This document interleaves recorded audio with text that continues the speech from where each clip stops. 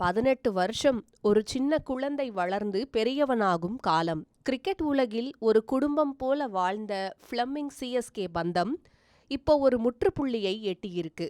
ஆமாங்க, Chennai super Kings அணியின் தலைமை பயிற்சியாளர் ஸ்டீஃபன் ஃப்ளெமிங் சிஎஸ்கேவிலிருந்து விலகியிருக்காரு. கடந்த 2 வருஷமா சிஎஸ்கே அணி சந்தித்த தொடர் சரிவுகள் அணியின் கட்டமைப்பை மாற்ற வேண்டிய கட்டாயத்துக்கு நிர்வாகத்தை கொண்டு வந்திருக்கு. 2025ல 10வது இடம், 2026ல 8வது இடம்னு அணி தடுமாறினது ரசிகர்களாகிய நமக்கு பெரிய ஏமாற்றம்தான். வெறும் ஐபிஎல் மட்டுமல்ல, வெளிநாடுகள்ல சிஎஸ்கே நிர்வகிச்ச மற்ற லீக் அணிகளோட செயல்பாடுகளும் இந்த முடிவுக்கு ஒரு காரணமா சொல்லப்படுது. ஆனா இந்த பிரிவை வெறும் தோல்வியா பார்க்க முடியாது. 2008ல வீரரா அறிமுகமாகி 2009ல பயிற்சியாளரா பொறுப்பேற்ற ஃப்ளெமிங் சிஎஸ்கேவுக்கு கொடுத்தது என்ன?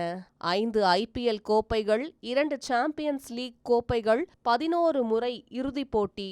தோனிக்கு அப்புறம் சிஎஸ்கேவோட மூளையா அந்த அணிக்கு ஒரு அடையாளத்தை கொடுத்தவர் ஃப்ளெமிங் தான். இது குறித்து பேசிய ரூபா குருநாத், சிஎஸ்கேவின் அடையாளத்தை வடிவமைத்தது ஃப்ளெமிங் தான், அவருக்கு நாங்க நன்றி கடன் பட்டுள்ளோம்னு நெகிழ்ச்சியா சொல்லியிருக்காங்க. ஃப்ளெமிங்கோ இந்த 18 வருஷம் எனக்கு ஒரு வாழ்நாள் அனுபவம்னு கனத்த மனதோட விடை பெற்றிருக்காரு. இப்ப சிஎஸ்கே அடுத்த கட்டத்துக்கு தயாராகிட்டு இருக்கு. பயிற்சியாளர் குழுவை முழுசா மாத்த நிர்வாகம் பிளான் பண்ணிருக்காங்க.